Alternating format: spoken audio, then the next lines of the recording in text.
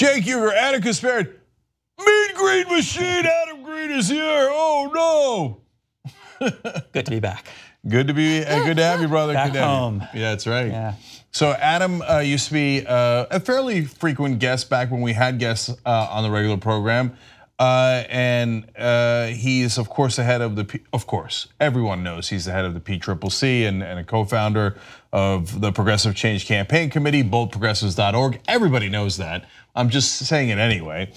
And Adam was also on Old School on Wednesday night. All you members, check that out. He was on Old School earlier when he demanded that it be made public, and it was. You know why? Because the PCCC, it gets things done. Okay, it brings the people's demands. In this Trump era, that was one of the few progressive victories that we've had, making public Old School. So we'll take them where we can get them. Yes. that and bum stocks or whatever. Like, those are two victories for the decade. Yeah, apparently so. Apparently so. Yeah. All right, you know, guys, I didn't tell you this in the control room because there's insanity in the control room tonight. No, there's actually insanity here. But anyway, tytkansas.com. I'd like to check in on it. So Brent Welder, we're going to check on his progress throughout the show. He's running in Kansas. He is a wonderful progressive candidate backed by Just Democrats, Our Revolution, and PCCC. We just announced that. Whoa, $16,50,425. Okay, 620 donors. I love that. Can I see 20,000 by the end of the show? Is that asking for too much? I don't know. We're going to find out. Can I see 20,000? If he gets $50,000, Brent gets to have a field team. They go knock on doors. They win this election. He is a TYT member. So you guys stick up for us. We stick up for you. Let's all do this together. And he is currently beating the Republican in the race by 7 points, which is awesome. So let's finish him. Let's finish Yoder. All right, we might get back to Yoder a little bit later in the program, but Casper's got a ton of news for us. Let's get started. All right, later in the hour, my favorite story, Parkland students just going after these politicians. They are not letting up. You don't want to miss that. But first, Trump's insanity. Donald Trump and the Republican Party is now focusing on the latest scapegoat for the Parkland mass shooting that took place in a high school campus in Florida. Now, 17 people were shot and killed, and people are debating the issue of gun control. But Trump wants to focus on the issue of a school resource officer who got word of the mass shooter and did not go into the campus to stop him. Now, during CPAC, Trump addressed the cop, and it did lead to some ramifications for this former resource officer who has since stepped down from his job. He took early retirement. Take a look at what Trump had to say. You know what else? And I thought of it since I found and watched Peterson, the deputy who didn't go into the school because he didn't want to go into the school, okay? He was tested under fire, and that wasn't a good result. But you know what I thought of as soon as I saw that? These teachers, and I've seen them at a lot of schools where they had problems. These teachers love their students, and the students love their teachers in many cases. These teachers love their students, and these teachers are talented with weaponry and with guns. And they feel safe. And I'd rather have somebody that loves their students and wants to protect their students than somebody standing outside that doesn't know anybody and doesn't know the students, and frankly, for whatever reason, decided not to go in, even though he heard lots of shots being fired inside. And the beauty is it's concealed. Nobody would ever see it unless they needed it. It's concealed. So this crazy man who walked in wouldn't even know who it is that has it. That's good. It's not bad, that's good. And a teacher would have shot the hell out of him before he knew what happened.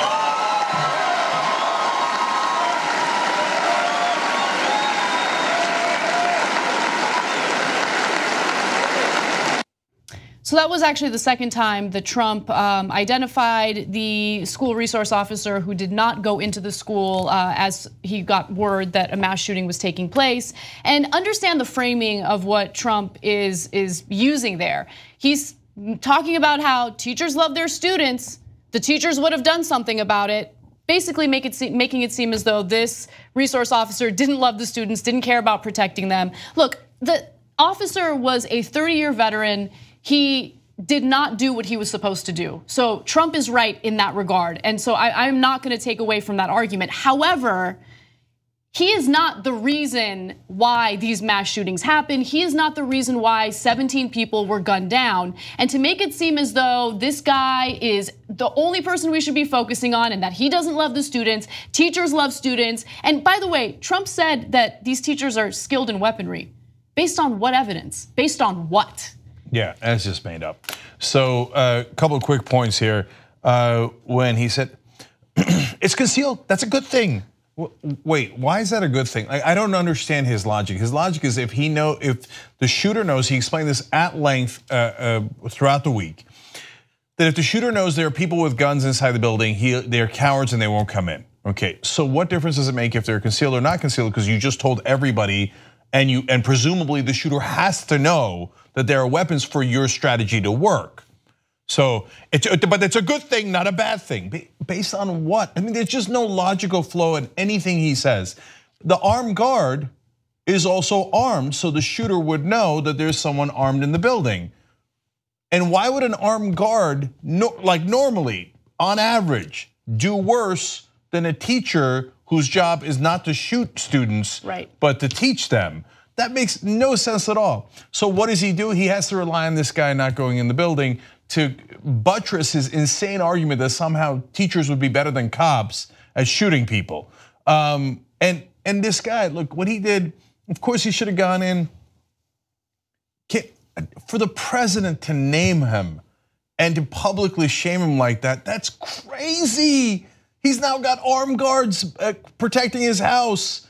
I mean, number one, I would imagine that he feels horrific at this point, right? Number two, he let down the whole community and they've got to feel anger, disgust, sadness, etc. That's also weighing on him. Number three, you know Republican trolls. God, the things they must have said to him by now. And for the president to pile on to a citizen like that, it's the usual insanity we've gotten to know with Donald Trump. Because they want a scapegoat. Any scapegoat will do as long as it will prevent them from talking about actual common sense gun legislation. They don't want to focus on the real problem. They want to focus on symptoms of the problem. Absolutely. And a lot of stuff you just said operate on a very human level, right? This guy's feeling bad. He was wrong to not go in, but to add to the human level, both my parents were teachers for over 30 years. And I'm trying to imagine my mom, their 96-pound frame, who already has enough stress in her life and is caring a lot for the students, being told to go learn how to shoot a gun. That makes no sense. So it is inspiring that real solutions finally are part of the debate again, but this scapegoatism is really problematic. It's terrifying, and also think about how underpaid teachers are, how underappreciated they are. And so there might be some teachers that are comfortable shooting who might be okay with the idea of them carrying a weapon onto campus, but there are a lot of teachers who aren't okay with that. So does it mean that in order to qualify as a teacher in the United States, you not only have to be passionate and skilled when it comes to teaching, but you also have to be a sharpshooter and ready and willing to protect your students with a firearm at any given moment? That's absurd. There's so many great teachers out there who have no interest in holding a gun, and no one should be forced to have a gun or carry a gun if they want to educate young people. You mentioned your parents, Adam, and that immediately made me think of my teachers. And my teacher that made the biggest difference in my life was Mrs. Rosenberg in 4th grade. And I'm picturing Mrs. Rosenberg with a gun. It's preposterous. It's insanity, man. And you know what? You know who else is a teacher? Anna's a teacher. So they want you to, she's a professor at CSUN. So what do they want you to now, like carry a pistol to, and remember this, one of the students made the best point yesterday. He said, you know that it's either usually students or former students. So you'd be training the teachers to kill their students. It's crazy, and it's one thing to think about how someone would react theoretically if an incident like that were to occur. But it's another thing to actually shoot someone and to kill someone, right? And I think it's easier said than done. I think people, on the right are making the assumption that anyone would be comfortable just shooting and killing someone. If it was a mass murder, it's a lot easier said than done. Yeah. Excuse me. One thing I'm curious about is, you saw those people give a standing ovation at CPAC for the stuff he was saying. And I'm curious how representative that is of the larger kind of Republican or conservative oriented voter back home, right? These are a bunch of political operatives, basically, who have a political incentive and a professional incentive to clap for him. But I'm curious whether Republican moms and dads back home actually believe that they want teachers to be armed with their kids in the classroom. Well, so there's some evidence that they are not comfortable with it, because the new poll out, well, both ways here, says that 33% of Americans like the way that Donald Trump has handled this shooting. So 2/3 saying no, this is not the right way to go. So that's comforting. 2/3 of the country is a very significant majority. Of course, among Republicans, 70% say he nailed it. And Adam, it's another great point. As I looked at that crowd, I thought, I don't know who I'm more disturbed by. This buffoon man-child, this president going around and giving speeches, calling out individual citizens and then going, it's not bad, it's good. Or the buffoons who are clapping for him and giving him a standing ovation like, oh, this guy nailed it. That's a very stable genius who we look up to. Well, those are the people who put him in power. So I would argue those are the people that you should be more concerned with. And that's what I'm more concerned about, right? We have these debates about propaganda on social media, on bad actors trying to spread false, misleading information. And what concerns me the most is not just that happens, but how easily Americans fall for that kind of stuff, right? These are the people who go to the polls, they vote, and they're the ones who elected this guy. That buffoon's been around for a very long time. He's been around for what, over 70 years at this point? He was never a threat until Americans made him a threat, so. Yep, one more clip or the next story? Let's move on to the next story. All right. Indiana's Attorney General recently had a meeting with Donald Trump, and during this meeting, he proposed a few solutions, potential solutions on school campuses in case another mass shooter attempts to carry out what just tragically happened in Parkland, Florida. Now, interestingly enough, and perhaps unsurprisingly, Donald Trump had a very difficult time comprehending what this Attorney General was attempting to tell him, because the solutions didn't include armed teachers. Take a look. The school created a model for security. And in the security, not only do we have bulletproof doors, bulletproof glass, we have containment zones. When the students are in the classrooms, the doors are locked. So we don't have to go up and lock them from the outside. And Mayor, we talked about that earlier. That was a concern you had and how that's done. This is all done automatically. The school is wired directly, securely to the Sheriff's Department 10 miles away. So the Sheriff's Department can monitor in real time what's occurring. Each teacher has a key fob so that when something occurs, they can communicate effectively and immediately with someone off-site. And the most— Do you have anybody inside with a gun that can take on the man that's right outside the door? That, by the way, can shoot right through the steel doors as they did in your school? Well, those bullets went right through those steel doors like they were butter. Let's watch the rest of it. Okay, all right, then we'll comment. That's a part of what's necessary, but I can tell you this, what else they have are countermeasures. Countermeasures that can be employed from the Sheriff's Department within seconds to contain the attacker and, in a sense, turn the attack on. That's a critical piece. I would invite you to come to Shelby County. I just don't know what that means. Honestly, I don't know what that means. Well, I can tell you what it means. When you're in the hallway, if you have an active shooter in the hall and he's going around and he's looking for targets, we've got the doors blocked, we've got it locked up, somebody's monitoring, and for example, they have smoke canisters that can come in and blind the shooter, which detracts him from his target. All right. Okay, I'm sorry, that was funnier than I expected, because I read it before watching it. And in reading it, I was actually gonna say, look, to be fair to Trump, maybe he's just never heard that tactic before and he's just a little confused by it. That's okay, and he's asking in front of the national audience. I'm not sure that that's the direction I'd go, but you could argue it's earnest, right? Hey, like, could you explain that to me, and how does that work, etc. But when you watch it, no, that's not what was happening. This is what was happening. Okay, show Anna for a second. So what does that mean? I don't even understand what you mean, show Anna first. What does that mean, show Anna for a second? But does the director have a gun that he can shoot from across the studio in case I have a gun? Yeah. Because let me tell you something, that bullet can really shoot through the studio like butter. So one more thing. Upon reading it, I thought, I think maybe he got a little confused, and maybe people are overhyping how confused he got. Upon watching it, I realized it wasn't the confusion as much as he was mad that the proposed solution didn't involve teachers trying to execute the shooter. Like he's like, "Where's the gun? I don't want. Where's the gun?" But it was strange. He was strangely dismissive of the Attorney General. Curtis Hill, by the way, is his name. Of Indiana. Of Indiana, yeah. Was I the only one thinking there might be a little bit of a racial dynamic there? It went through my mind. Yeah. Because he wouldn't make eye contact with him, and I thought it was so incredibly strange. Like, just if you're asking him a question, just make eye contact with him. Talk to him as if he's a human being. Show that you're trying to comprehend what he's telling you. Yeah. And he didn't seem to do any of that. By the way, Hill says more states need red flag laws that allow them to take guns away from people they believe to be dangerous. Hill says Indiana is one of only 5 states with a red flag law.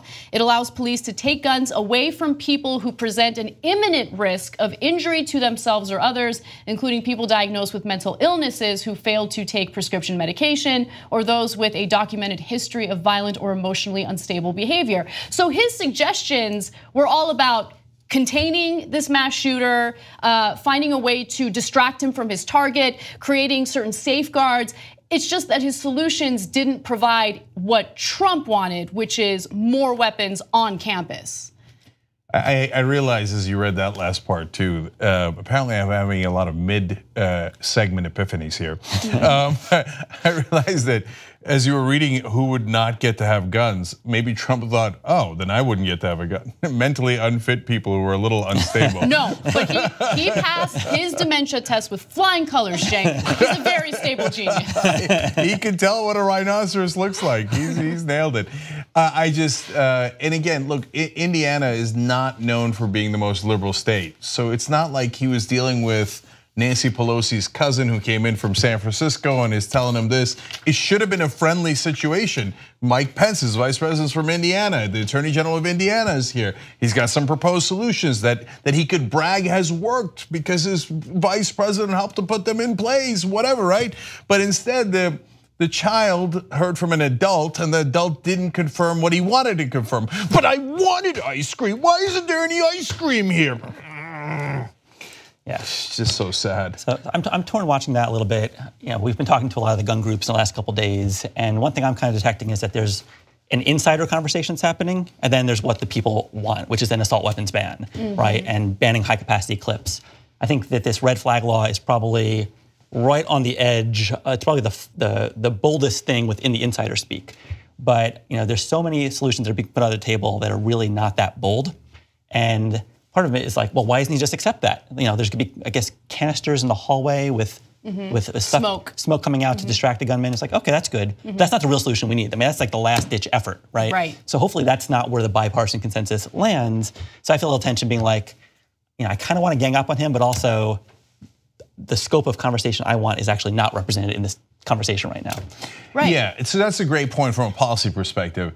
And one last thing about it in terms of Trump as president is he doesn't do his homework. So if he had done his homework, he might know what the Attorney General was going to say.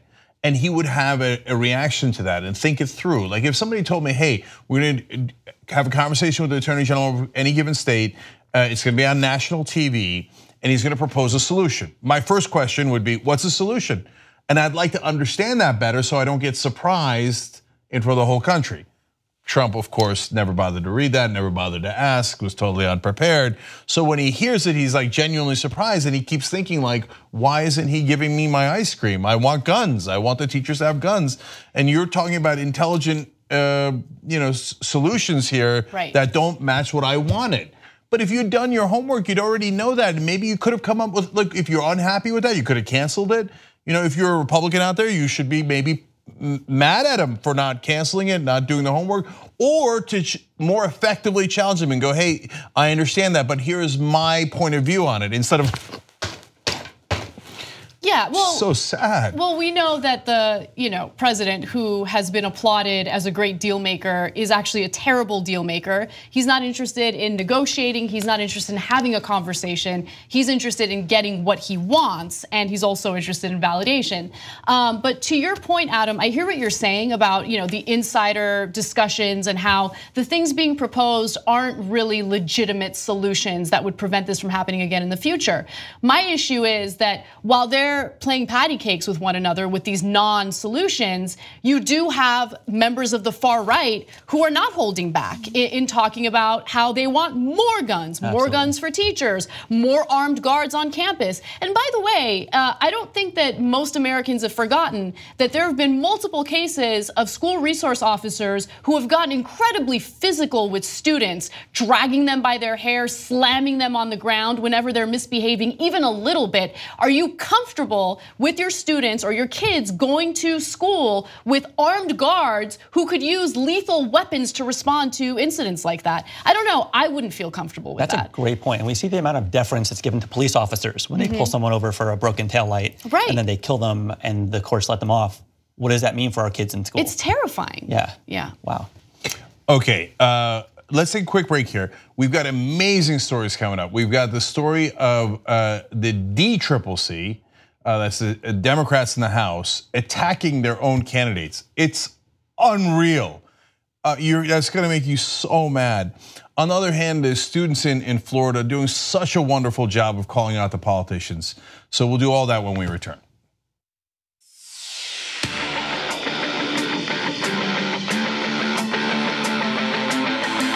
They'd rather lose to Republicans than have a progressive win with them. That's how dumb the corporate Democrats are. It's the Democrats who lull you to sleep, and at the end of the day, they're the ones who push the right-wing agenda. You're saying that if the Democrats become more progressive, they'll retain more of their voters and they'll win. This is why you lost to Trump, you fucking moron. What the fuck is wrong with you? Whoever wrote that, I'm sure they were typing with one hand and going like this with you. The Democrats are dead. The way you feel right now, that's how a chump feels.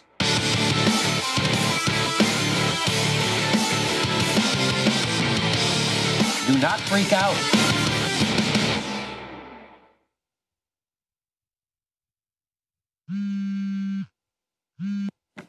Hey, Cenk, what's up? Aaron, I'm reading some of the comments on a YouTube video I did. What's a cuck? Go. I know what you're thinking. I love how you do something with your lips when you play the sound clips. Oh, really? Yeah. Look at his lips. Adam is a woman. No, you're closing your mouth. Usually I'll be like, and I'm like, is he like lip syncing it? I don't know. I never noticed it until you said it. It's a funny habit.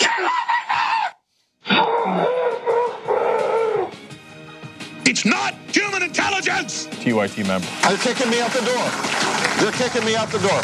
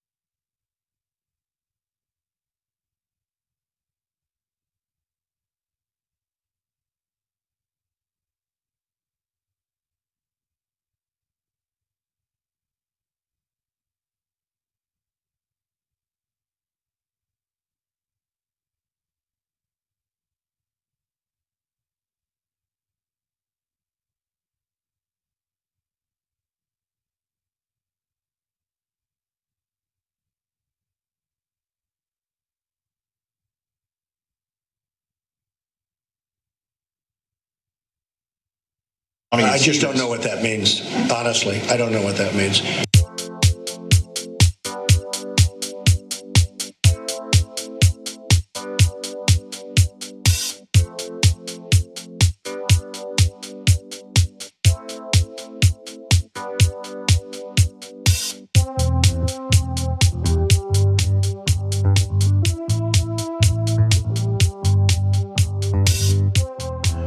All right, back on the Young Turks, Cenk, Anna, and Adam with you today. Let me read a couple of tweets, hashtag TYT Live to talk to us during the show. Mike writes in, the audio bite of Trump saying, I'm sorry, I just don't know what that means, needs to be on the soundboard. I just don't know what that means. Honestly, I don't know what that means. Okay. I like how he said honestly. We get it, we know. Okay. Ask and ye shall receive. Bart already clipped it up. We'll put it on the machine on the next show. Eclectic Mistralania writes in, Anna should go into acting. Maybe a spin-off show on TYT Network with just recreations of footage. People are asking for a home improvement show, and I'm genuinely considering it. Okay, we are not though. So check that out on another network. Okay, so I don't know what that means. I don't know what that means. Okay. Sean Phoenix writes in, first time I ever heard Trump admit that he didn't know what someone else was talking about. He usually knows it all and uses the best words. Santos Wante writes in, Robocop hall monitor. And Kevin Towell says, I guess when Betsy DeVos privatizes the US public school system, the new school uniforms will have to be bulletproof vests for all students. Sad.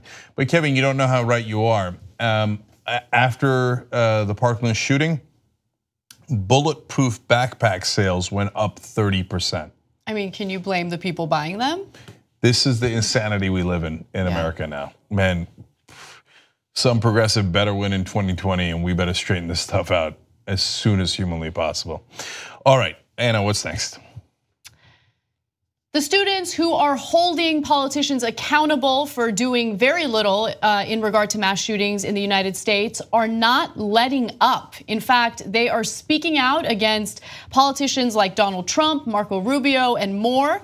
And the recent examples have to do with Trump meeting with some of these victims and essentially needing a note card to tell him how to be decent to the victims. So that's the notorious note card that went viral recently.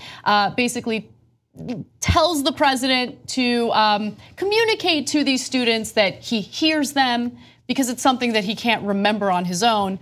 But I want to give you some of his strategy when it comes to dealing with these students and how much it kind of deviates from the way he usually deals with situations. So Trump has said he believes that understanding and channeling the nation's grief is a strong suit for him as president, assuring a reporter during his campaign that empathy, quote, will be one of the strongest things about Trump.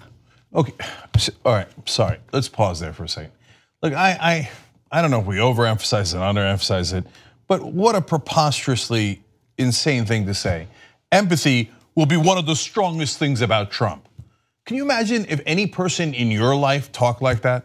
Like you're talking to someone and they say, oh, empathy is gonna be one of the strongest things about Uyghur. You're like, who am I talking to? What kind of lunatic talks like that? That empathy has to be one of your strong suits. It'll be one of your strongest suits. And he says that, of course, always to overcompensate. I'm a very stable genius. Yeah. In other words, he's unstable and knows what an idiot he is, right? And I mean, I know talking about yourself in the third person, some people hate that and that, okay, but sometimes it makes sense. But referring to your last name, it's so weird. It's so weird. If I went around going, I'll tell you something about Uyghur. Like, what's wrong with this guy? All right. You know, he just tells it like it is. By the way, was he empathetic when he ended protections for Dreamers or when he deported non-criminal, undocumented immigrants who have been in the country since they were kids? The people who were business owners, who had children and owned homes in the United States. Was he empathetic toward the accusers who said that Roy Moore had sexually assaulted them or molested them? I'm not very empathetic. I don't know. He also said, I I just grieve for you. I feel so, it's just, to me, there could be nothing worse than what you've gone through. So those are some of the things that he said to the students. And to be fair, again, he is deviating from the way that he typically communicates with people, which is good. These are victims, and they should be treated differently from how Trump usually treats people. I mean, thank God. I mean, if he bullied them, that would be, that last quote, there's nothing wrong with it. Nothing wrong with it. Now, the students aren't buying it though, and I want to give you a few examples of some of these victims who have stood up to Trump following some of his statements. Samantha Fuentes, who was shot in both legs during the Parkland assault, said she had felt no reassurance during a phone call that she had with Trump. He said he heard that I was a big fan of his, and then he said, I'm a big fan of yours too. I'm pretty sure he made that up. Talking to the president, I've never been so unimpressed by a person in my life. He didn't make me feel better in the slightest. Fuentes also said Trump had called the gunman a sick puppy and said, oh boy, oh boy, oh boy, like 7 times. He's not prepared for these calls because he doesn't want to make the calls. It's doing his homework. That's why he doesn't remember people's names often. And by the way, staffers, write it down and put it one by one in a card in front of him, because he's obviously a child. You just got to get him to focus. So it's his incompetent staff as well. But to me, there was a parent who really liked interacting with Trump and thought he was a great guy. So look, and a little bit of people who didn't already like Trump came away thinking he was terrible. Right. People who liked Trump came away thinking he was okay, except for this woman. She did like Trump, and then she was like, Jesus, what was that? Right, so maybe that's the most reflective. Yeah. Right. Well, one thing that sticks out to me here is, I mean, the fact that he had the words "I hear you" written down, I think combined with that example of a very inauthentic conversation with students, stands for this larger proposition I really don't see reported anywhere, which is just how inhuman he is. You know, Obama would have been talking about his kids immediately, right? If he was talking to kids, it would have been like, when I look into your eyes, when I see you shot, I think of my kids and how I would feel. And there was never, I mean, can you name one moment of even referring to his own family anywhere in his presidency, to humanize an issue? His daughter. I mean, I don't know about to humanize an issue, but yeah, I hear what you're saying. And by the way, wait, do you hear me? Or do you hear me? I don't know. Let me check my notes. I just want to make sure it's for real. If it's not written down, it doesn't count. I hear you. Okay. I hear you. It says right here. No, but well, let me just be honest and say thank you for hearing me. Thank you. I just wanted to quickly respond, sorry, Cenk, to your point about Obama. You're right. Obama would mention his kids, as he did when unarmed black kids were being shot and killed, and he said that he would think about his own children, or he would say that it's a kid that looked like him. And what happened on the Republican side when he would make those statements? He got attacked for it. Yeah, I remember when he said it about Trayvon, they went nuts. They're like, how dare you humanize him? I don't know if they know this, but conservatives and liberals, Republicans and Democrats are all human. And it would be nice if the president could show sympathy, whether they were a big fan of his or not a big fan of his. And can you imagine if Obama had any tragedy, like kept on asking for credit as Trump did in Puerto Rico and Houston and Florida, like, where's my credit? I did a great job with this. If Obama had done that, oh my God. But I mean, it's over and over again with Donald Trump doing outrageous things that no president has ever done. And he struggles with empathy because he is so self-centered that if he's trying to do empathy, and in this case, botched or not, I think he is trying empathy for maybe the first time, but he's got to try really hard because he doesn't have it in him. So I want you to hear from another student, Sam Zeif. He's an 18-year-old student at Stoneman Douglas High. He said Mr. Trump had done little to comfort or console him. Take a look at this next video where he mentions Trump's card. Do you get some sense that you were heard and that you've been heard in this whole matter? Is there some sense that there will be some work to fix what happened last week? Well, I know I was heard because I saw it on Trump's little card, I hear you, but I don't think I was felt. These kids are strong. It's pretty amazing. And it's leading to real change. You now have lawmakers in Florida who are proposing legislation that would limit some gun rights. And these are the types of laws that they would have never considered before. And it's because these teenagers are not just calling them out, they're hitting them where it hurts. They're talking about the corruption, they're talking about the NRA. They are not buying into this idea that the NRA is there to protect your Second Amendment. They know about how the money works. They know about weapons manufacturers. They're smart kids who are very well aware. And I love that they're proving all of these naysayers who belittle them and minimize them as people who don't know anything. I love that they're proving them wrong. Yeah, so two things about that. A lot of the Republicans are going around saying, oh yeah, George Soros put them up to it, right? And it's because it's projection. Whenever they don't have a thought in their heads, Republican politicians, they only do whatever their donors told them to do. Sometimes it's the NRA, sometimes Koch brothers, Mercers, etc. So they naturally assume, well, those kids look like they got talking points or something, because because they're dumb and they're like, I don't know what to say unless somebody gives me a talking point. And those kids look smart, so somebody must have given them a talking point. Who would it? For me, it's always a rich donor. So who is it for the kids? It must be George Soros. How in the world would George Soros have gotten down to Florida, given those kids talking points, and had them say, I mean, you have to be a lunatic to believe that for those kids. But they can't imagine that those kids on their own would have enough, gumption, courage, and intelligence to put these ideas forward and to fight back. And unfortunately, I think the Democratic Party is so bad at fighting back that this is like the first resistance the Republicans have ever gotten. They're like, whoa, what is this? Yeah, it's a good point. I didn't think about it in those terms, but they're certainly a lot more powerful than what we're seeing from our elected officials on the Democratic side. Yeah, no doubt. I've been thinking for the last year that if we survive this moment, which I think we will, that one silver lining in retrospect will be just the civic awakening that is happening in this country and the new people who've gotten involved in the process. And this just seems like one big layer on that cake. Like young people, not just getting involved, but using their unique strengths as millennials to participate in the political process. So there are these apps out there now where it's like, oh, you type in your zip code and you get the NRA donations of every person who represents you. And kids are texting that to each other as opposed to making plans to go to the movies, right? So it's like, wow, like they have awoken a sleeping giant and a set of tools that frankly people our age probably wouldn't be able to use as much. And it's just inspiring to think about how big the impact might be come November. Absolutely, and it always amazes me that this is not some progressive school in California. This is Florida. Yeah. And even though they're in one of the most conservative states when it comes to gun laws especially, these kids are not being brainwashed by that culture. They know that there needs to be some controls and they're fighting back even in a state of Florida. That's the thing that gives me hope the most. One last piece of almost unbearable hypocrisy. This note was actually sent to me by one of our viewers. He said, so a lot of Republicans argued that Roy Moore's 14-year-old and 16-year-old victims were adults enough to give consent. They're like, no, they were fine with it. Those 14-year-olds knew what they were doing. Now when you got 17 and 18-year-olds out there saying, yeah, I know what I'm doing. I don't want to get shot in a school and I saw my friends. Nah, what would they know? They can't think for themselves.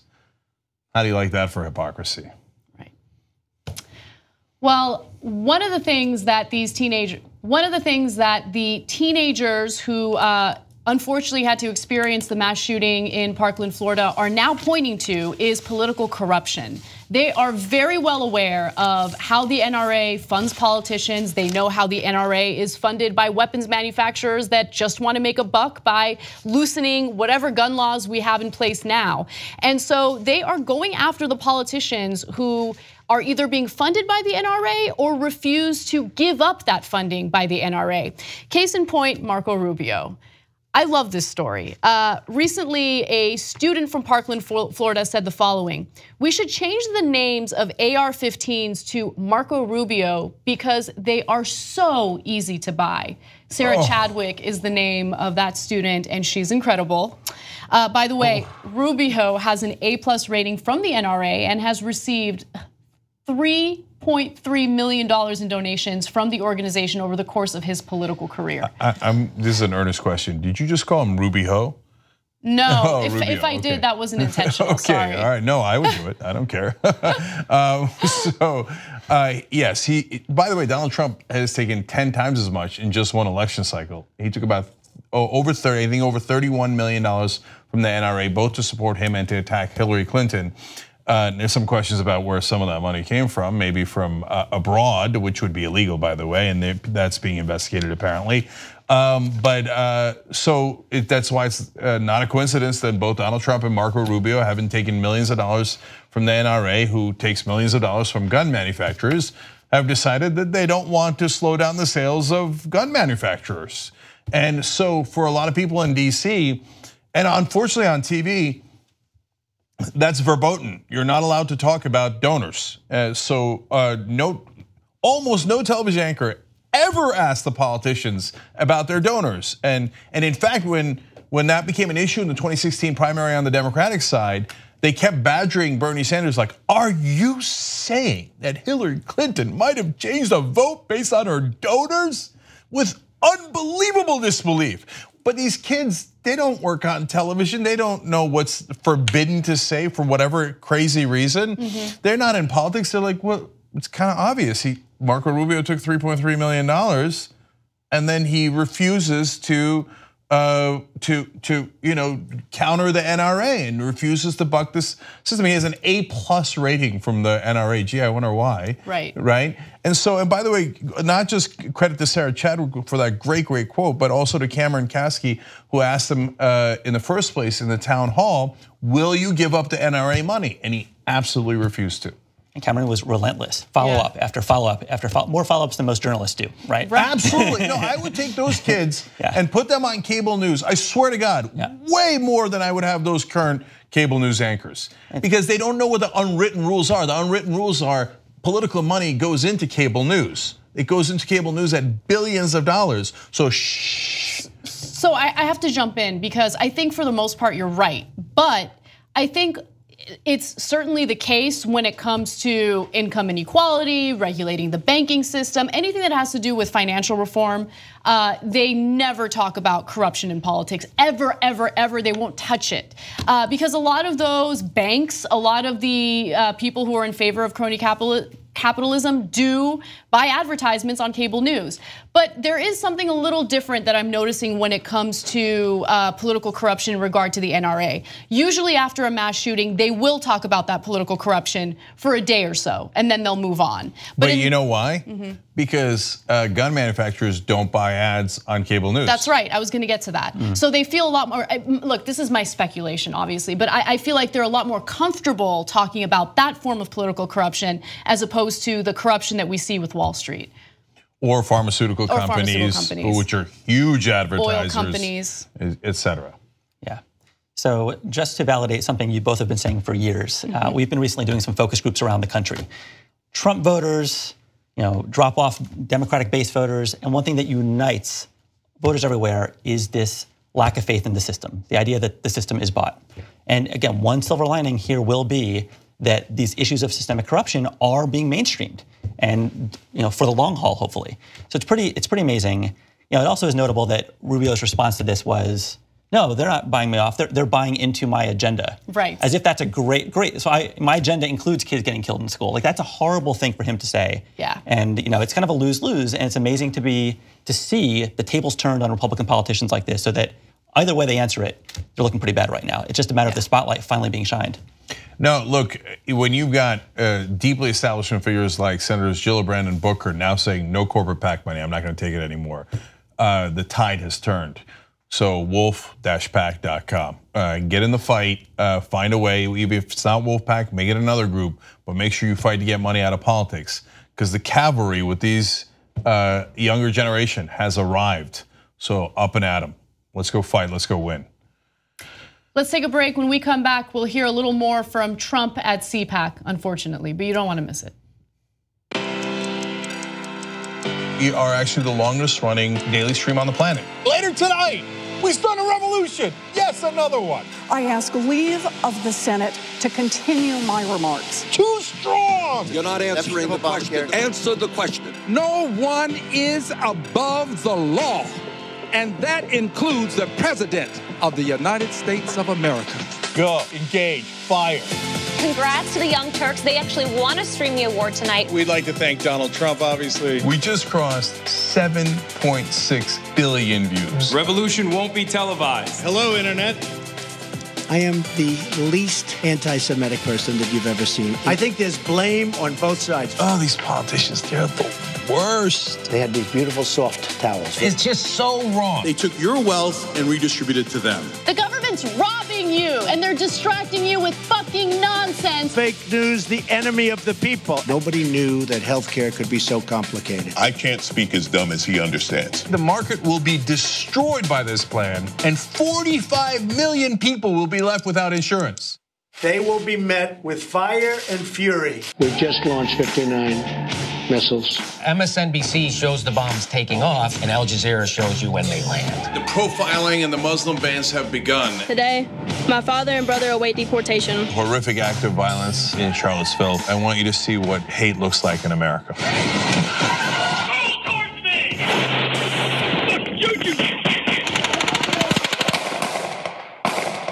What a sick country we live in. It's time to get up and fight back. Giant protests against Donald Trump. Women's marches take over more than 500 cities across the United States. Immigrants throughout the United States who protest. I don't think they're peasants. I actually think that they enrich this country with their culture. I don't want a resistance. I want a revolution. History is not on your side. Your fundamental principle is flawed. This is outrageous. It's unethical. It's bad government. And frankly, it's fucking, corruption. We work together as a community and we stand up for each other. A total solar eclipse, oh my God. Climate change is my #1 issue, and to be able to help amplify the message and research of these workers is like a dream come true. Colin Kaepernick chose to sit during the national anthem to protest police violence against African Americans. This has sparked a new movement. More and more women are sharing their stories of sexual assault. It's happening right in front of our eyes as the culture is shifting. We have to speak up ourselves, and we have to create movements ourselves. To see it unfolding in real time as women stand up together collectively and go no more. So many women came out of that women's march and said, I'm running for office. You want to talk about the revolution? Here it is. Yeah, it's gonna be awesome. TYT. TYT. TYT. TYT. Young Turks. You do have the power to change people, you do. I hope one day we can all learn to live together in a decent way and not let, oftentimes, the media and the corrupt established system tear us apart.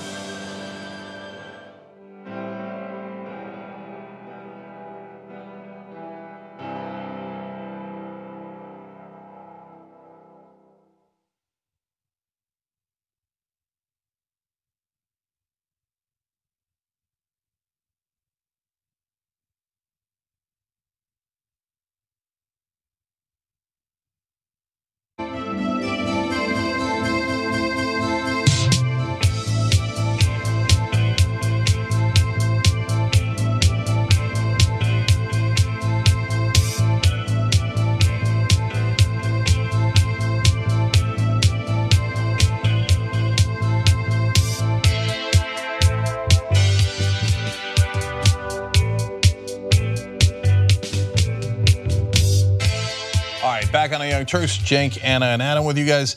Sean writes in, Obama never had to use a card to express emotion. He cried for the children during his presidency. And look, we mentioned the case of Trayvon and unarmed black teenagers, but he also cried during the mass shootings. And he was like, he couldn't believe that it was happening. And he put up a picture of the victims on his desk and tried to remind himself of that every single day. And by the way, you know,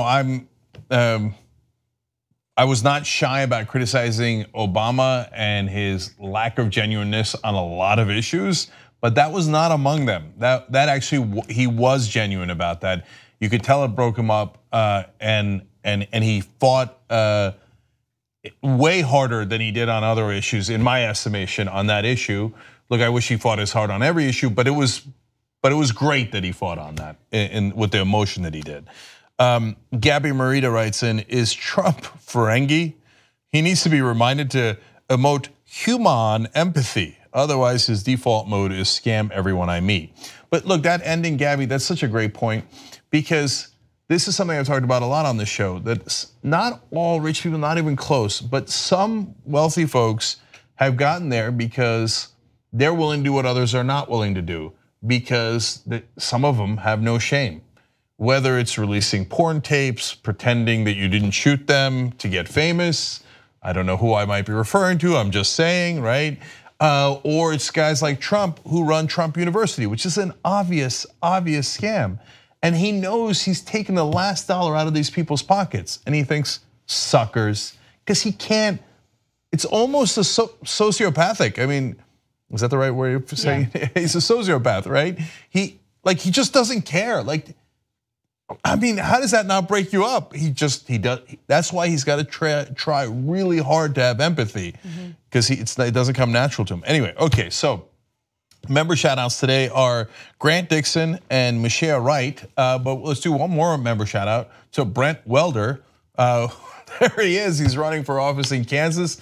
We're raising money for him at tytkansas.com. That's you guys giving $15,840 so far. If he gets to $50,000, he could have a field team go knock on doors and win that race. Poll released yesterday by Adams Group, PCCC, Public Policy Polling did the actual poll itself. It says that he's got a 7-point lead on the Republican incumbent, Kevin Yoder. And if you don't know Kevin Yoder, well, bless your heart, okay, but let me just tell you quickly a couple of things about Kevin Yoder and how despicable he is. He's top 10 recipient of NRA money, and he sponsored an amendment that would make sure that taxpayers have to insure Wall Street bankers when they're doing risky trading. So even if you're a conservative, you really want more bank bailouts, that's what Kevin Yoder's for. You're gonna be shocked to find out why. Turns out some of his top donors are the top banks in the country. Of course, Kevin Yoder is like a poster child for corruption. It gets worse. He also is in favor of legislation to help payday lenders, basically loan sharks. And he's the #1 recipient of donor money from payday lenders in the country. Brent Welder, TYT member, Wolfpack volunteer, just endorsed by Adams Group, PCCC. Definitely. And while people at home are typing in tytkansas.com to make a donation to Brent's campaign, let me just tell you again why he is so important that he is running. So in addition to being ahead in the polls, he was a longtime TYT member, Wolfpack member. He was a Bernie Sanders delegate to the Democratic National Convention, serving on the platform committee where he authored a major campaign finance reform provision of what became the Democratic National Platform. He is the real deal. This is the kind of person that the establishment does not want to be the Democratic standard bearer in a very competitive race like this, right? Also, true to Democrats often shooting themselves in the foot, they will determine, we collectively will determine whether Democrats have the capability of picking up 20 seats, 30 seats, or more like 70 or 80 seats.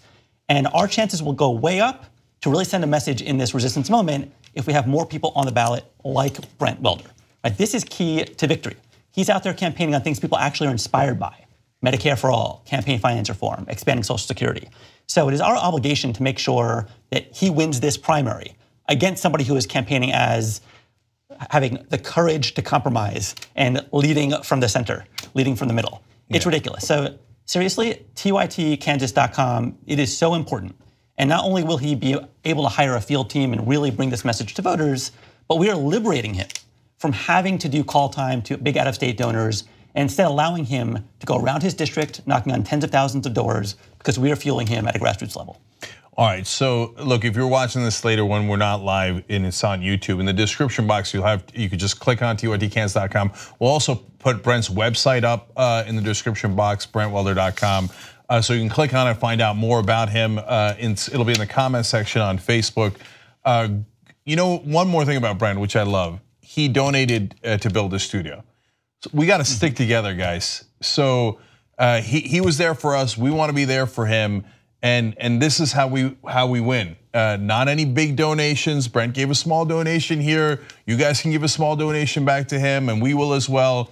And let's get to $50,000. Let's hire the team that he needs to do that, and get the volunteers out there. And wouldn't it be it's like Adam said, wouldn't it be an amazing story in the middle of Kansas? Here's this true progressive who's going to represent you guys, not taking any corporate PAC money. It'll send shockwaves through Washington, and it'll be fantastic. You could make that happen. All right, I feel like talking about the DCCC is a perfect follow-up to what you guys just discussed. So let's get to that story. Trump said stupid things at CPAC. whatever, we all know it. So let's skip that story and go to what's happening with Democrats. There's a special election taking place in Texas's 7th district, and it turns out that establishment Democrats are aggressively pursuing an Oppo research campaign against a Democrat who is running in the primary. Her name is Laura Moser. She is a progressive, and the DCCC absolutely despises her. And nothing made that clearer than a recent attack that they lodged against her, which read as follows. Now, this is from Meredith Kelly, DCCC Communications Director. She says, voters in Houston have organized for over a year to hold Representative John Culberson accountable and win this Clinton district. Let's stop for a second. So in 2016, this particular district did vote for Hillary Clinton. So that's what she's referring to there. Unfortunately, she continues, Laura Moser's outright disgust for life in Texas disqualifies her as a general election candidate and would rob voters of their opportunity to flip Texas's 7th in November. So let's stop here. They actually have an even worse quote about her that we're going to get to in a second. But think about how unreal this is. This is the Democratic Party attacking a Democrat in the primaries. First of all, what happened to pretending to be neutral during the primaries? I guess that's gone. That's totally out the door, right? You'll find out in a second their financial motivation to be opposed to Laura Moser and why they're not neutral. Secondly, they did an Oppo research memo on her. Why is a Democrat the opposition? Shouldn't you be spending your time doing opposition research on the Republicans? They're so soft in the general election. But the Democratic Party is gathering opposition research on fellow Democrats because they're progressives. Right.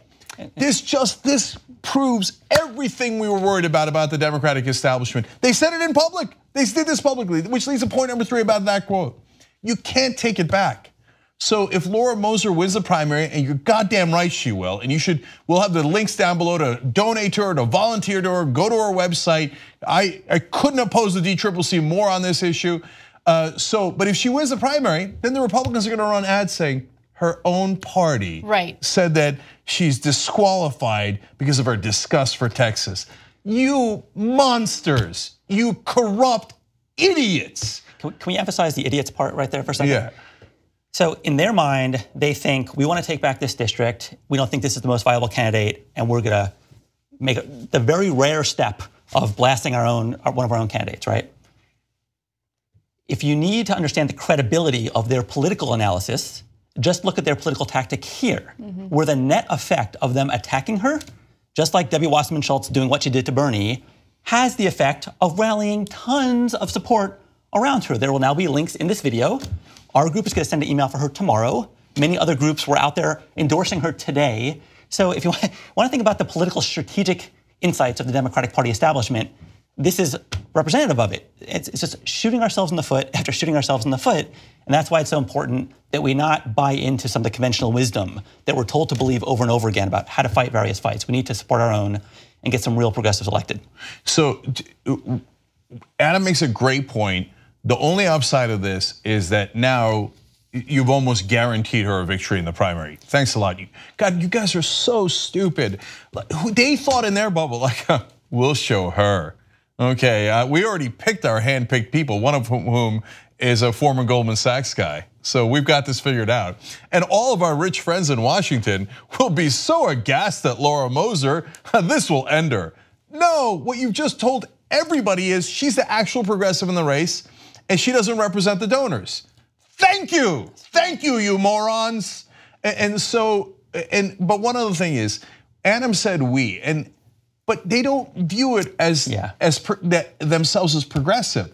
We keep making that mistake. I make it too from time to time. They view themselves as, how am I gonna get rich? I'm the guy, and so that goes to the second terrible thing they said about Laura Moser. All right, so let's fast forward to graphic 23. So the more serious charge, this is according to The Intercept, the more serious charge the party leveled at Moser was to imply corruption and self-dealing. They wrote that in 2017, Moser paid over $50,000 in campaign money to her husband's DC consulting firm. More than $1 of every $6 spent by her campaign went straight into her husband's DC company's bank account. Okay, so that's true. But that money went into the firm's bank account and immediately went out of the bank account because that firm bought political ads for her, which is what political consultants do. Now, here is where the DCCC felt like there was a misstep. First of all, let me be clear, the DCCC does self-dealing all the time, okay? And what I mean by that is they have their little list of consultants that they literally force Democratic candidates to work with. And they make a ton of money off of taking campaign money from these candidates and padding their own pockets, okay? So this whole allegation of self-dealing is laughable when it comes from the very people who do it themselves on a regular basis. It's become so normalized. Now, what Moser did in this case is not illegal, it's not unusual. Again, that money went toward political ads, which is what that money was supposed to go toward. Yeah, go ahead. Yeah, of course. Okay, so let's just be clear about what firm this is. This is actually Bernie's online consulting firm. Yes. The one that helped him build a grassroots army. So essentially what she was doing was investing in the grassroots as an alternative to big money politics. That's right. Right? In this moment, as she gets attacked by the establishment, ironically, she'll be more empowered to put up a big sail and let the wind blow her campaign forward because she has a huge grassroots army that she's been investing in, which is what we want candidates to do, right? I actually talked to someone a couple years ago who was the online director for a major progressive senator now. And what this online director said was, if I made one mistake in the campaign, it wasn't going to bat early enough for bigger investment in online, because that is how you build your grassroots army and have them with you for a long haul. So this is, I mean, maybe 1/5 is too little. Maybe she should do more, if anything, but good for her for investing in the grassroots. Yeah, and I want to be clear about that. The company's called Revolution Messaging, and it's Bernie's company, as in, not that he owns it, he also used them during the 2016 campaign and to great effect. So again, if anything, you've just done an ad for Revolution Messaging, so congratulations. Now the losers who wound up losing to Donald Trump didn't use Revolution Messaging, they used the other companies that are connected to the DCCC and the people who work there. And they are brazen about those connections. Look, before we get into those connections, let me just say, I said on this show a long time ago that what do the corrupt do? You see it all across the world, it's not just America. In fact, the Crown Prince in Saudi Arabia is doing it right now. The most corrupt, the first thing they do is they smear the opposition with charges of corruption. So that we go, wait a minute, but you're the corrupt one. They're like, oh yeah, now you're just trying to copy me. Right. And sometimes the smear does work if you're not knee deep in politics and you don't know. In fact, I talked to a person who voted for Bernie Sanders today who said, well, I didn't know she said that about Texas. Oh, so sometimes the smears do work. Yeah. I think in the long run here, it's going to backfire because of all the things that Adam has explained. But if you never heard about it, you might think, oh my God, Laura Moser's the one that's got issues. No, it's the DCCC, which in DC, they're known informally as the consultant factory. One, there's a revolving door. The people who used to work at the DCCC then become consultants, and then the DCCC gives them all the contracts. I got to give you guys some specifics on that because that is the part that really infuriated me. This is all about making money. This is all big business to them, and it's about crushing people who have a progressive grassroots agenda that they just cannot stand. So to give you some examples of elected Democrats who have spoken out against this whole consultant scam, Representative Tim Ryan from Ohio said after the 2016 elections that the DCCC, quote, needs to go on a consultant detox. Okay, but there's more. I want to give you specifics. So consultants take a percentage of all media placement of election ads. That enabled consulting firm Mothership Strategy, which was founded by DCCC veterans, to earn $3.9 million from the failed special election campaign for John Ossoff in Georgia last year. Around 2.5 million of that Ossoff haul came from media buys. So they're just making money. And keep in mind, the DCCC pressures the candidates to work with their consultants. Yeah, I just got to make a real quick point about that. I'm going to let Anna continue. So this is what I took. If Bernie Sanders and real progressives like Laura Moser, James Thompson in Kansas, Brent Welder in Kansas, Allison Hartson in California, the list goes on. If those real progressives win, they're fighting to get money out of politics. Well, that would take money from these consultants. That would be devastating to them. On the other hand, when Jon Ossoff loses, who cares? They got rich. What difference does it make if Jon Ossoff wins or loses? They got the $3.9 million anyway. So it's not, they don't share your priorities. Their priority is, how do I make a buck? And then for them to turn around and smear a progressive like Moser, beyond the pale, of course. You got more? I do have more. So why do they hate Moser so much? Yes, it has something to do with her progressive values, but Moser actually called out the DCCC back in 2017 in an article that she wrote for Vogue. And in that article, it was titled, "Want more women to vote, here's an idea, stand up for them," and it went on to slam the DCCC for saying the party would welcome anti-choice candidates. Now, in that piece, she wrote the following: "As a first-time congressional candidate, I've been warned not to criticize Ben Ray Lujan." And is that how you say his name? I believe it's Lujan. Lujan, okay. Ben Ray Lujan and the powerful Democratic Congressional Campaign Committee, but I cannot hold my tongue while Lujan and the DCCC abandon the commitment to human rights that brought me to the party in the first place. DCCC didn't like that, and so the opposition research began immediately. And by the way, just to clarify for anyone who's confused, why some people are, why she's being smeared as someone who hates Texas. She had once said that she likes living in the city more than a small town, and so she gave the example of Paris, Texas, as a place that she didn't enjoy living in. And the DCCC took that out of context and used it to smear her as someone who hates Texas. And by the way, she was referring to Paris, Texas, where her grandparents are from, and which is hundreds of miles away from her district. But they made it seem like she's saying it about her own voters in her district. A disingenuous lie from the DCCC, who would have guessed? So I guess this is a declaration of war against all progressives and against the non-corrupt. Look, so Moser, by the way, is also a Just Democrat. And Just Democrats, the one thing you should know, and you can look at their progressive platform, et cetera, but a lot of groups are progressive. PCCC is wonderfully progressive, Democracy for America, Our Revolution, et cetera. But all of them have pledged not to take corporate PAC money, the Justice Democrats. None of them take corporate PAC money. So that is what makes those consultants in DC furious. So in reality, the executive director, for example, the new executive director for DCCC is Daniel Sena, married to Elizabeth Christie Sena, who after Daniel was selected as the executive director, his wife wound up being a partner at Greenberg, Quinlan, Rosner, and then the DCCC paid them $395,000 over 2 years, and in the 2016 election, and in this cycle have already funneled $525,000 to them. So what a wonderful little circle they have going. But there's a lot more details. We'll put the article from The Intercept, which is excellent, in the description box as well, written by 3 excellent reporters, Lee Fong, Ryan Grimm, who's also a TYT contributor, and David Dayan, as good as it gets. Can I say one more thing on this? Yeah. They might have done us a favor by outing themselves in this situation, because this is honestly just the tip of the iceberg. They have made explicit what they do behind the scenes every single day. We talk to so many candidates who feel pressured by them, who are encouraged to get out of the race by them. Even those who are ahead in fundraising because of grassroots donations are told to get out of the race because they're too progressive. In some cases, other reasons that are because they're too liberal in various ways. This should be a rallying cry for all of us and a wake-up call.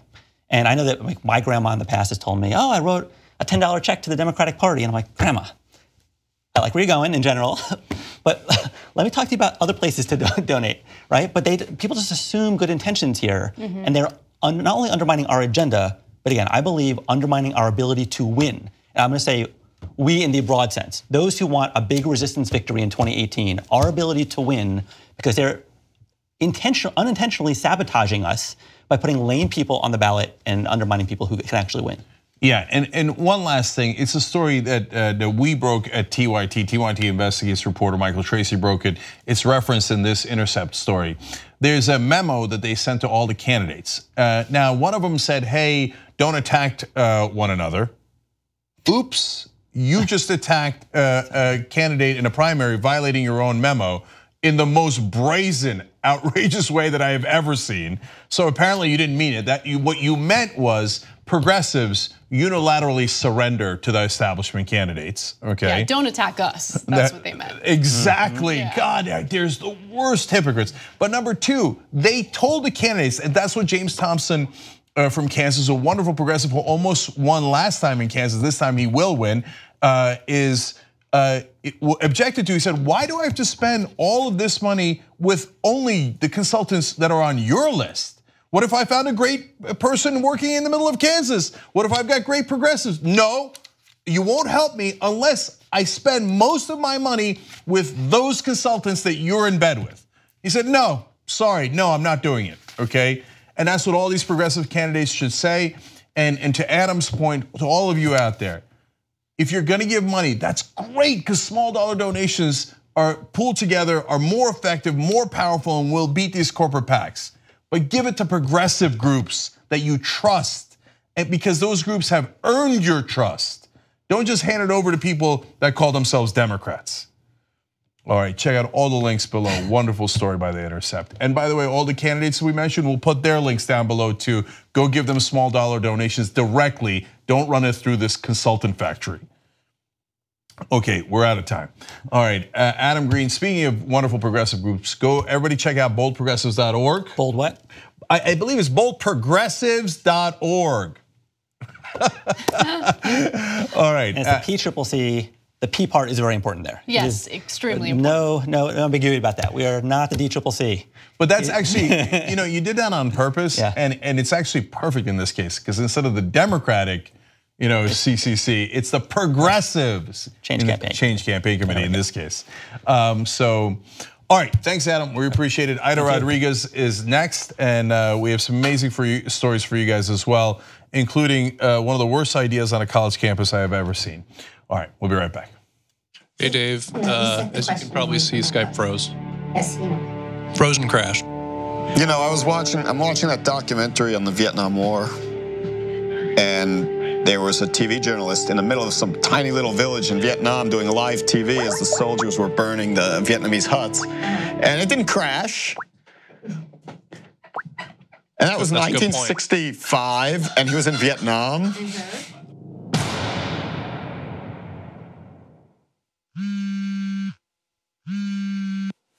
Hey, Cenk, what's up? Hi, Aaron. I'm confused. Is it Cenk Uygur or Cenk Uygur? Go. All right, post game here in Studio B. It's a green screen magic of internet television. A lot of condom breaking stories. Any conversation that starts with marriage is an interesting thing deserves a little bit of. When the kid cries, perhaps that's that is an opportunity to do some. It's an opportunity to do some parenting. Yeah, parenting is you cry, you're gone. Oh my God. I love that video. Yeah, Ben, I got a great achoo. You're like, my mouth was open, she sneezed in my eye. I used to have Donut Tower next to my desk. Yeah, I'll dress up like a girl. I sound confident now, Anna. When we're off the air, I'm gonna be like, how is this gonna work? When you get literally asked why 21 straight times. Yeah. And like at some point you're like, you're fucking with me now, right? So I dumped the kids off at her mom's and I drove down to La Jolla for a day. Get out, kids. They're like, but Daddy, no. Why? What do you mean why? You asked me to look at you. You did it. You brought it up. You know you're doing it. What do you mean why? I don't know why. I was reading. She's lovely. Here's what's different. Like, it is a different feeling. Everybody says this, but it's 5:11 when we're shooting this. I can't wait to go home. Like that, I can't wait to see her. What you guys do is allow us to be open and honest, and we don't have to worry about censorship, and we don't have to worry about sponsors telling us what we can and can't say. We're accountable by our audience and our audience only, and I absolutely love that. That's the best part about being a member. We love you guys.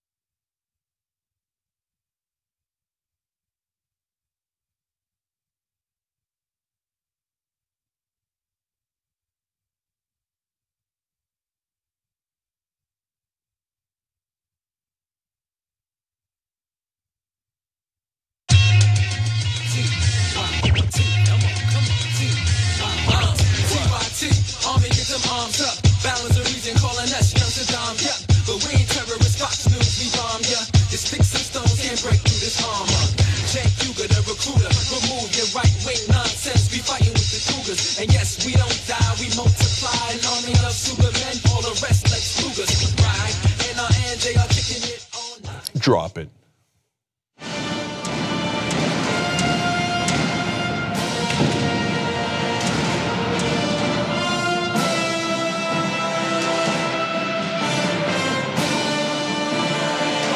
JQ Granick is sparing. Adam Rodriguez is back, everybody. Yes. Always fun to have you. You know what I come here to say. What did I walk in? I said, what did your president do today? That's what I come here for, to find out. All right. She knows, though. She knows. She knows. As my mom would say about my daughter, because she believes my daughter secretly knows everything at the age of 5. She knows. She knows. All right. By the way, everybody shop tyt.com. You get this wonderful Young Turks shirt along with Very Stable Genius, Kofefe, our Resist shirts, and our Revolution hats. I took a picture with a Revolution hat today. I like Revolution better than Resist, but we're heading there. All right, Casper, you got a lot of stories for us, right? I do. I want to kick off hour 2 with some positive news, because I want to show you guys how incredibly powerful the teenagers in Florida are. Lawmakers in Florida are now proposing gun control policy. Wow. Gun control policy in Florida, not in California, not in New York, but in Florida. And I would like to speculate that the reason why is because some of the victims in the Parkland, Florida shooting have been aggressive in going after these politicians who for decades have done absolutely nothing to protect Americans from gun violence. So recently, Florida Governor Rick Scott gave a press conference and shared what his proposals are. Take a look. I want to make it virtually impossible for anyone who has mental issues to use a gun. I want to make it virtually impossible for anyone who is a danger to themselves or others to use a gun. I want to create a new program in Florida. I call it the Violent Threat Restraining Order. This will allow a court to prohibit a violent or mentally ill person from purchasing or possessing a firearm or any other weapon when either a family member, community welfare expert, or law enforcement officer files a sworn request and presents evidence to the court of a threat of violence involving firearms or other weapons. Also, we will require all individuals purchasing firearms to be 21 or older. There will be exceptions for active duty and reserve military and spouses, National Guard members, and law enforcement. Next, we will prohibit a person from possessing or purchasing a firearm if they are subject to an injunction for protection against stalking, cyber stalking, dating violence, repeat violence, sexual violence, or domestic violence. And we will completely ban the purchase or sale of bump stocks. So these are his proposals. Of course, it is now up to lawmakers in Florida to vote on, well, draft this legislation and then vote on it. But it appears as though they are in favor of it. We'll see how it plays out. Also, Scott's plan would not arm teachers, which is interesting because you hear that from a lot of Republican lawmakers. Though lawmakers said their own proposals would create a, quote, Marshall program to allow teachers who have had enough hours of training with law enforcement to be armed on campus. So that's a hybrid model. You don't have to arm all the teachers, but if a teacher has gone through the training, they will allow them to be armed, which I think is a disastrous idea. Absolutely. Yeah, so this is a mixed bag. So are these proposals good enough? Not remotely. So it still doesn't ban assault rifles like the AR-15, and that is what most of the survivors are calling for. That's what the whole country, not the whole country, but a majority of the country is calling for. There's a lot more here. Closing the loophole on gun shows is not in here, and I can go on and on. But is it good news that the immovable Republicans funded by the NRA have moved a little bit? It is nearly shocking, and yes, that is good news. So bump stocks is a small thing, but I'll take it. Moving the age up to 21 is tiny. I mean, so in the state of Florida, as is the case in most of the country, you could buy an AR-15, but you couldn't buy a beer. And of course, the NRA is livid about this. They're like, how dare you? We bought you lock, stock, and barrel, and now you have deviated from us by about 5%. It is intolerable. We were making money selling to 19 and 20-year-olds, and now you foreclosed that, a tiny amount that will affect our profit margins. How dare you, right? So, and what did the NRA say? They said, this restricts a constitutional right for those poor kids who are 19 and 20 years old in the state of Florida. But by that logic, are we not allowed to put any age limit on weapons? And you are going to call that a constitutional right? Is it a constitutional right of 13-year-olds, 7-year-olds, 4-year-olds to have automatic weapons that could cut down dozens of people at a time? I mean, that was coming. That was coming. I mean, they work so aggressively to loosen any and all gun laws that we currently have in place. But I also want to note that even if Rick Scott proposed the strictest gun laws and somehow lawmakers in Florida voted in favor of it, we live in one country. That's right. Right? Florida isn't an island. I mean, sometimes we wish it was, but Florida isn't an island, right? It is connected to mainland USA. And so it doesn't matter what you do in one state or the other. It's very easy to cross state lines and purchase weapons from a state where it's much easier to buy these weapons without the restrictions that you have in a more strict state. So I'll give a really small caveat to that. Studies show that states with tighter gun controls do have less gun violence. Now, it's true that you can just cross over the border, and they do, and these are small effects. The much larger effects are countries that do gun control overall have way lower violence than we do in America. Yeah. And that is because we are physically separated. Japan has almost no gun violence because they don't allow guns. Right. Wow, it's not that complicated. Well, they'll get guns anyway. No, they won't. They don't get them in Japan. That's why almost nobody dies from guns in Japan. Well, being that so many of these people who are doing these mass murders do buy their guns legally, then this is, this makes sense. I'm from Florida. And what's really interesting, I was thinking about that when I was reading that article. What about the rest of the country? What about the rest of America? I tell you, when I saw those kids, I'm from Florida and I experienced gun violence in my high school. And it was, and here I go telling one of my stories again, because that's what I do.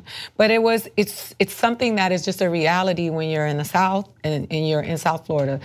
But, when do these people sit down and decide what are the ages of mental capacity, accountability?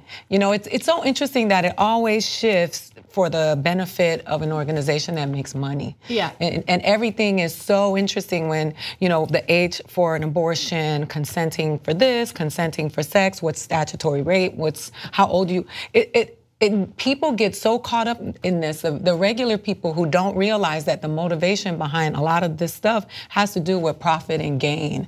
And so I just think about this stuff and the casualties of, those children. We don't get to see the bodies of those little kids from Sandy Hook. We don't see the bodies, right? So we walk away, it's a hashtag, rest in peace, we make our post and we go on about our days. But those people are preparing for funerals and the rest of their lives without their children, which feels so unnatural to have to bury your child. So when I saw this video on this man that went viral who had the NRA tattoo, and was very pro Second Amendment, and he had one of those guns, and he burned it in half, and said that he couldn't, with good conscience, that gun would not be available for a mass murder. He wasn't going to resell it. He destroyed it. And he's a Second Amendment guy. I spoke out about this, and then I got all these guys saying, well, when the government comes to get us, good luck with that. Did you not see what happened to that dude who shot the cops in Dallas and they sent a robot for him? Do you really think that your guns and your ammo and your master plan is gonna take down the US government and their militia?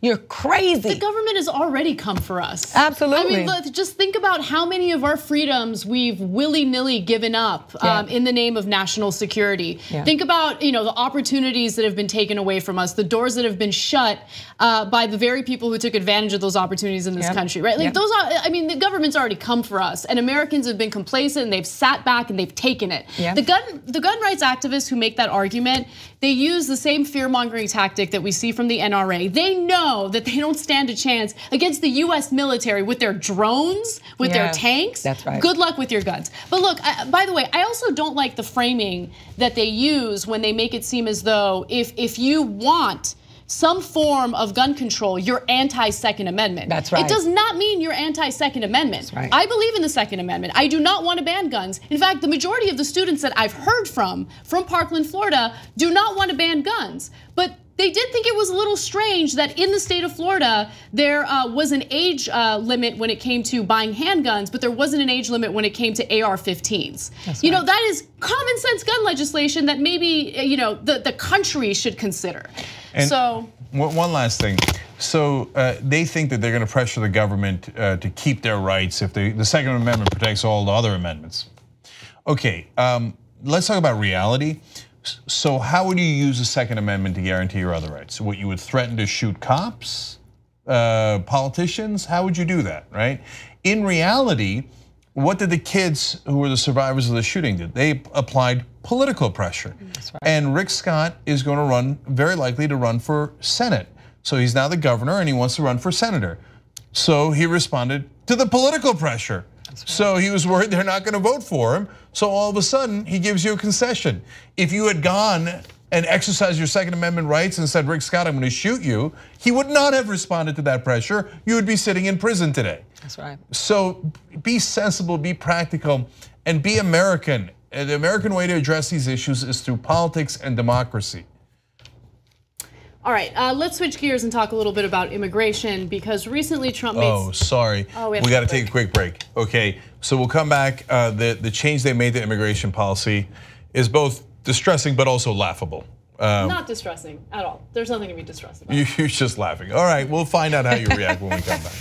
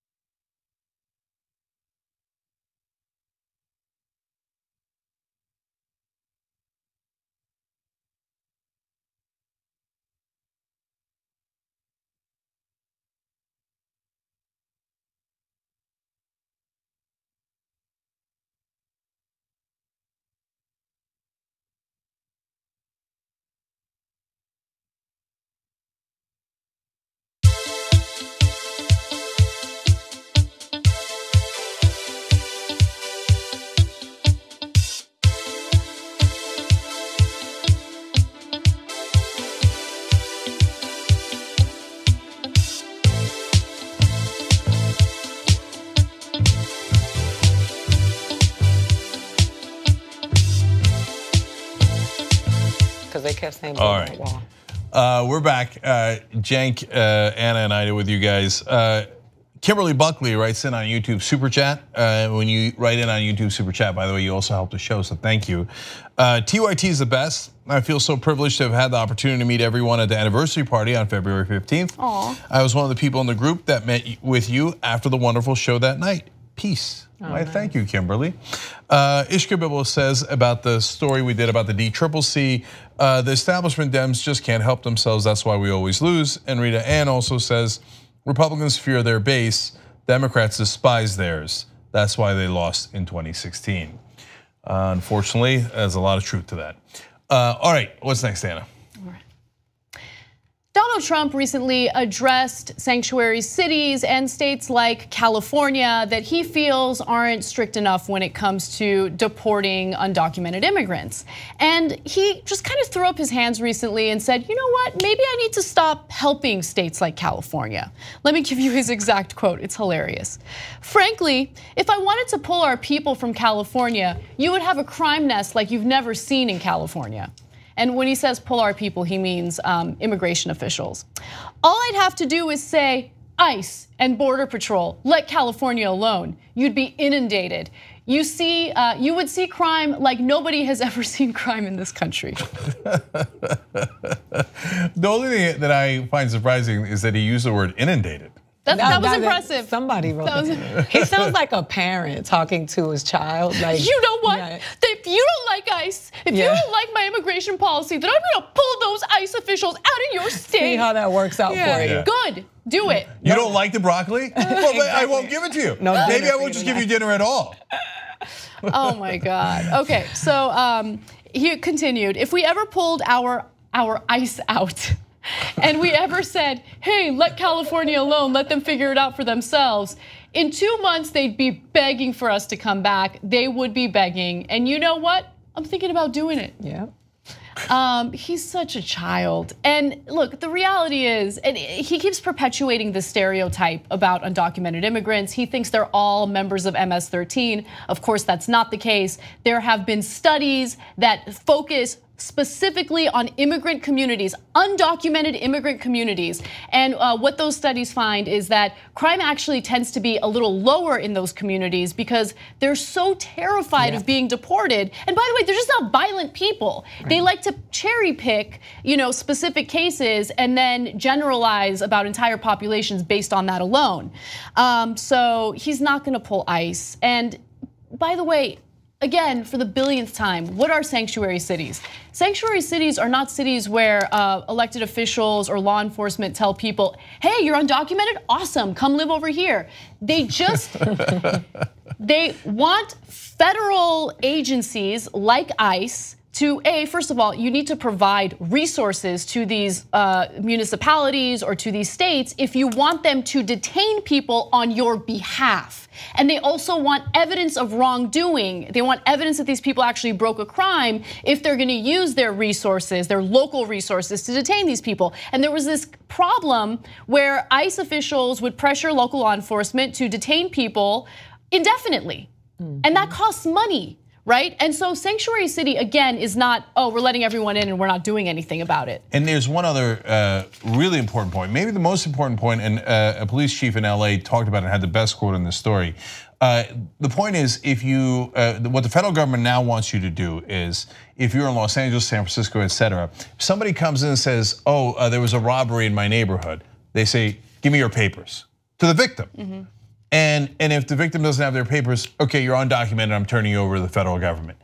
Well, if you do that, they won't report crimes anymore. Right. So Police Chief Charlie Beck in LA said, we've made our biggest impact by arresting and incarcerating individuals who engage in violent crime and not the general deportation of the residents they victimize. That's right.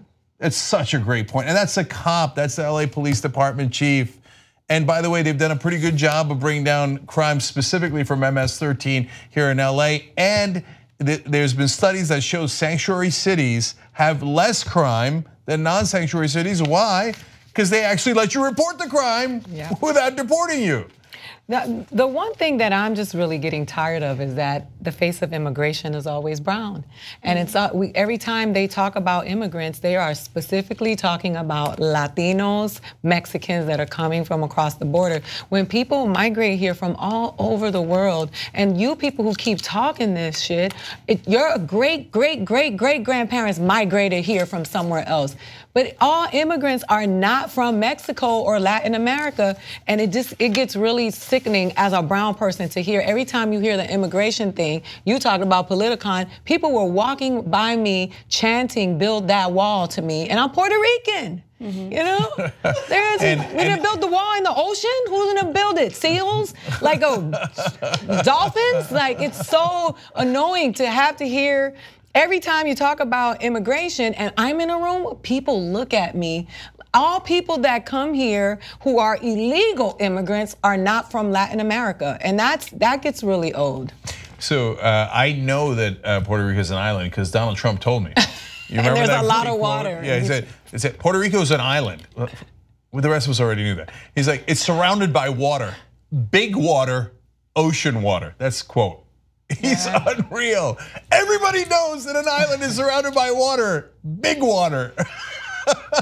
Anyway, so that it would make it awfully difficult to build a wall. But one more point. Could you imagine if a Democratic president said about a red state, yeah, maybe I won't take care of Alabama anymore? If Obama was like, Alabama, Mississippi, I'm gonna pull out federal resources from there. Good luck, you red state people. I don't care about you.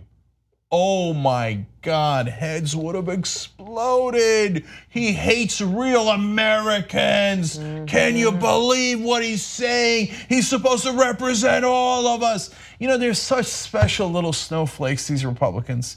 Whenever you say anything about a red state or conservatives, they're like, oh, how could you say that? You've offended us. How could you say, as Obama did, that they're clinging to guns and the Bible, etc.? Well, okay, if you cling to guns in the Bible, I don't even know what's wrong with that, right? Like, so they're like, well, how could you say that about us? You two are on fire today. Let me just say, they are the most animated I've seen. Imagine if we walked around saying, you got to get rid of those Eastern European immigrants that keep coming here with that human trafficking. You know what I mean? Like you want to talk about stereotypes. Absolutely, you want to talk about crime all the time, but it's just they are snowflakes, and it gets old. It gets really old, yo. Yeah, and somebody needs to get. One last thing, you talked about everybody's an immigrant. So, point I like to make is the original immigrants to this country, the Puritans and the others, were all undocumented. Yep. Can I see your ancestors' papers? Oh, right, they never had any. So I believe that's a little bit of hypocrisy on your part. Imagine if the natives would have been down there chanting, "Sink that ship, sink that ship." Imagine that. Imagine if that happened. Well, they might have been in a little bit better shape. Okay. Okay. But the natives wouldn't have been stupid enough to say build that wall on the entire eastern coast. All right. Anyway. We got to take one more quick break. Let's do that, and when we come back, I promise you, fun is gonna happen. Okay? Go. I don't know, but fun is already happening.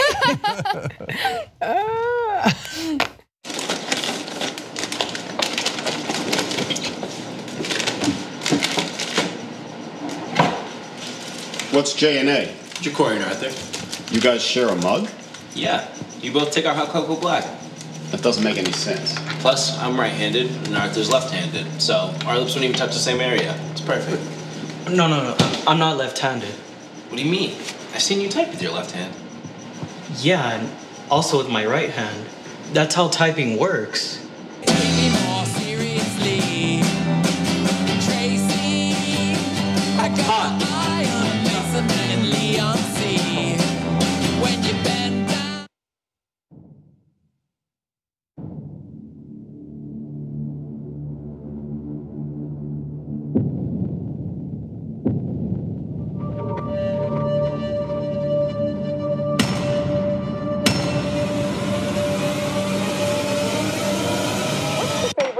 You have in common with your daughter? I was going to say sex, but I can't relate that.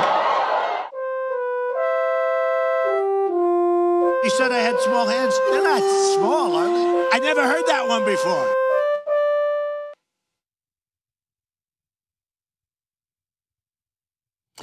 These aspiration guys, I don't know, man. They got no monthly service fee. They got no minimum monthly deposit, no minimum monthly balance. What are they doing? They're doing God's work. This is God's work. I don't know about that. You might have taken it too far. I guarantee you they're not missionaries, okay? But they are Libby Libs, okay? They give away 10% of their revenue to charity. I've seen some of you guys saying, all right, I went and signed up for aspiration.com and I feel better, I feel better. They don't do private prisons, you'll love that, Anna. I do love that, okay. I don't love private prisons. Yes, no fossil fuels, no firearms, so no weapons manufacturers. If you put your money in aspiration.com, they will not put your money in that dirty stuff. And they actually have the best interest rate in the industry.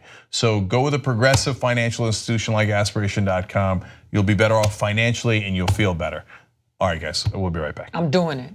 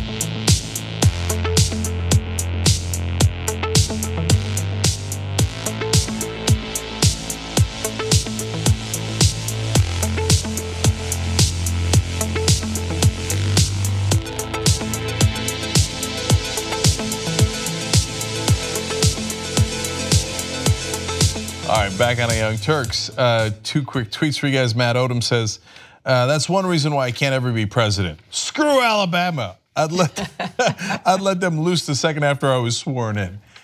That's not the right move, Matt. Okay, good folks in Alabama, okay. Daniel Pareja said, the Pilgrims and their descendants raped and murdered their way into North America. And they probably weren't England's best, but I'm sure some were good people. Hallelujah. I mean, you want to talk about projection? We talk about it almost daily on the show, conservative projection. The undocumented immigrants that came to this country originally, some of them were murderers and rapists. Yep. I'm sure some of them were good, and they were, right? And so they project on to everyone else. All right, what's next, Anna? All right. The governor of Missouri is facing an indictment because of the fact that he A, had an affair, which isn't illegal, but B, tied up his mistress while she was naked, took a photo of her without her consent, and by the way, this is all alleged, and then proceeded to blackmail her if she ever talked about the affair publicly. Now, those were the accusations against the governor of Missouri. I'm not talking about the governor from 10 years ago. I'm talking about the governor now. The governor now in Missouri is facing an indictment for these reasons. CBS News has more on this. Let's take a look. Eric Greitens has repeatedly denied criminal wrongdoing in his relationship with his former hairdresser. But on Thursday, a grand jury indictment charged him with felony invasion of privacy. The indictment states that on March 21st, 2015, Greitens photographed an unnamed woman in a state of full or partial nudity without her knowledge or consent. It alleges Greitens then transmitted the image in a manner that allowed access to that image via a computer. CBS News legal analyst Ricky Kleeman says if proved, the taking of the photo alone is a misdemeanor. Where it goes up to a felony is if you disseminate that photo. We've answered. Greitens has previously dodged questions about whether he took the photo. Audio recordings obtained by CBS News appear to show the woman detailing her alleged encounter with the governor. Eric is absolutely innocent of these charges. On Thursday, Greitens' attorney, Ed Dowd, called the charges baseless and unfounded. And in a statement, the governor said, "I made a personal mistake before I was governor. I did not commit a crime. I look forward to the legal remedies to reverse this action." So Republicans in the state of Missouri are saying that this is not true. In fact, this is a George Soros-backed plot, okay, to go after him and the Republican Party in the state. I mean, what has Soros not been blamed for? I was gonna say, he's the busiest dude. He's super on busy. There are a lot of issues he's concerned about. He's putting his hand in everything. And he's responsible for the hurricane in Puerto Rico. I don't know if you know. I didn't know that. He's responsible for everything. He's very active man. Yeah, if it's true, then he must be a superhero. Yeah, because he gets around quick. So now, first of all, I don't trust Greitens. He's got uneven eyes. He's got the Forrest Whitakers. Yeah, then I feel bad for Forrest Whitaker. But take a look at that mugshot again. Anyway, so we emphasize alleged because he hasn't been convicted yet. But a grand jury indicted him. They handcuffed him. Oh yeah. And then took a mugshot, etc. Now, to be fair to the Republicans in Missouri, yes, the Missouri GOP is sticking up for Greitens and claiming it's a George Soros plot, as Anna told you. But Republican state senators are saying, I don't know, man, we might have to impeach this guy. That is on the table. Republican State Senator Caleb Rowden said he was disgusted to learn that the grand jury found sufficient evidence and that he is demanding his immediate resignation. Republican Representative Nate Walker said, come on, man, he was let off in handcuffs. He's the sitting governor. You got to go. So it's not a Democratic plot, it's not a liberal plot, and genuine Republicans in the state of Missouri are horrified. So look, and we're libs. So if he had tied up his mistress in the basement, that's between them. Okay. And she was into it, because there are people who are into that, and that's okay. That's okay. And so they had a consensual affair. That's not an issue at all. The reason we found out about this is not because of her or not because of Greitens, but because she told her husband at the time, and the husband recorded it. So it was really reliable evidence because it was at the time. The husband recorded it, later gave it to police because he was a little pissed. And she explained that in that incident, she did not agree to having the picture taken, and that he blindfolded her, tied her up, took her clothes off, then took the picture and said, if you ever tell anyone, I'll release this picture. And that's all on the tape of her explaining to her husband. Because she was married.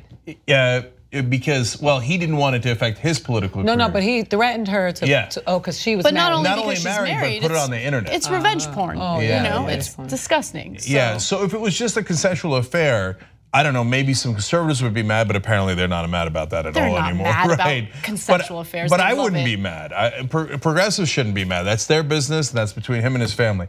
By the way, he did all this and he knew this, and he ran ads when he was running for governor, talking about his family values. But you cannot say that it's okay, because you're always going around preaching, telling people that you abide by the Bible and the word, and adultery is against the Bible. So why is it okay? Because it's consensual. His wife didn't consent to him having that affair with that other woman. When do people have time for affairs? This is more of a general question. Like, I don't understand it. I don't understand it. When? Someone please explain it to me, because are you overworking me? I could not have an affair if I wanted to, and I don't want to. But like, it's just insane that like these people have time to have a full-on family, a political career, and then they're like banging on the side. How does this work? And it's like an extensive affair. It's sexy time. We got time to tie each other up and blindfolds, role playing. Come on. Yeah, shame on you. There's no such thing as a consensual affair unless your spouse knows that you are having an affair. You're always holding up all these morality, I can't even talk. I get like so self-righteous. Yeah, all these self-righteous things that everybody else has to aspire to, jump up to. You gotta live by those too. And that dude looks creepy. That little eye, he did it. I wanna know. He did it. Also, what I'm about to show you guys is his mugshot. Like, I never understand people who smile during their mugshot. Like, it looks like he's trying to hold back from smiling a little bit. Yeah. Like, Sociopath. Anyway. Psychopath. Yeah. Okay. One of them. He's trying to hide his little eye. We're terrible. Okay. Okay, by the way, yes, I don't care about the size of his eyes. That's not an Okay. issue. Do I have to clarify? Do we have to clarify that? Well, you know what? And for all of those TYT people who always say that I'm a comedian, I have to say that because you guys get all sensitive and cry on my Facebook page. But also, Rick Scott looks like Fire Marshal Bill. And so I just got to get that out of my system because I've been holding on to it for a long time. Okay, we got to get to the Olympic story. All right. Stuff's happening at the Olympics.